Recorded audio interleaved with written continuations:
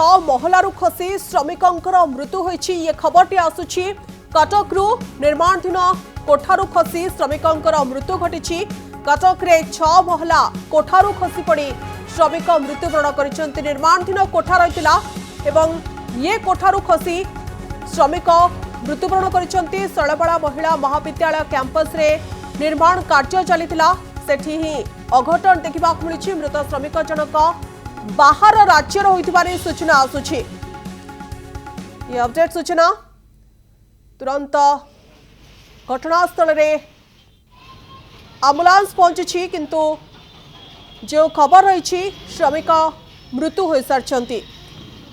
कालीचरण रंजीत आम प्रतिनिधि आम सहित जोड़ी होती। कालीचरण जानापी चाहबो निर्माणाधीन कोठारू खसी पड़ी श्रमिक केउ स्थिति श्रमिक जनक खसी पड़े और परिचय मिली कि देखंतु सौम्या जदि कहबा तेबे कटक सहर रे श्रमिक मानक सुरक्षा बोली किछि नाही। आज जदि देखिबा तेबे कटक जो शैलबाला महिला महाविद्यालय रही सेटारे नूतन कोठा निर्माण समय रे जड़े 20 वर्षर वयस्क श्रमिक जहाँकर ना हेउछि सुजय कुमार बोली जहाँ जना पड़ी से निर्माणाधीन कोठारू पड़ी मृत्युवरण करिसेंति। एई किछि समय तले तांकर जदि कहबा मृत्यु होईछि।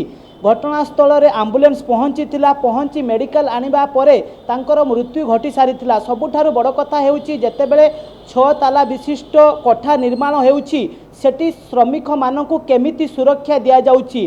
सठिक सुरक्षा श्रमिक मानकु दिया जाउथला तो कारण समय आपण जानिथिबे ए गोटे मास तले कटक रे जेतेबेले खाननगर पाखरे ब्रिज रे स्लैब खसी 3 जण श्रमिकंकर मृत्यु होइतिला। सेतेबेले श्रमिक मानकर सुरक्षा को नहीं बड़ प्रश्नवाची सृष्टि होइतिला किंतु या परे मध्य कोनोसी तत्परता देखिया पाई मिली नथिला। किंतु जदि देखिबा आजिर घटना कथा जदि देखिबा आज शैलबाला महाविद्यालय रे जेतेबेले कोठा 6 ताला विशिष्ट कोठा निर्माण होउतला सेठारे जेतेबेले बाहर राज्यर श्रमिक आसी कार्य करुछंती सेमानंक सुरक्षा राज्य सरकार एवं जो ठिका संस्था यार दायित्व नैचंती तांकु निश्चित भाव में लिभाइबा दरकार अछि। कारण आपण जानिथिबे जेतेबेले पेट पाटणा पई राज्य बाहर श्रमिक माने आछंती किंबा राज्य रे भी जो श्रमिक माने काम करुछंती सेमानंक सुरक्षा प्रथम कर्तव्य पालटिबा दरकार। किंतु एठारे जदि देखिबे तेबे सुरक्षा बोली किछि नाही। कारण आजिर घटना नुहे विगत दिन रे मध्य आमे एमिति बहुत घटना देखिछु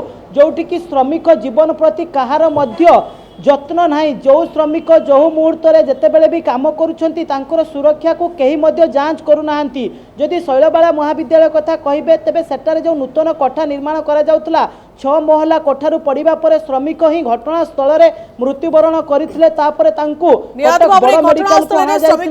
मृत्यु घटी एठी अनेक प्रश्न सामना को आसुछि। कोन पई सुरक्षा व्यवस्था पर ध्यान दिया जनथला एवं जतबळे निर्माणाधीन कोठा उपरे मरामती कार्य चलितला से समय कहीं एक अघटन घटला। ये सबु दिग को नहीं पुलिस वर्तमान समय तदंत प्रक्रिया आगू को आगे। बहुत बहुत धन्यवाद आपण आलोचना आम सहित अधिक आलोचना करथिला मो प्रतिनिधि कालीचरण रंजीत।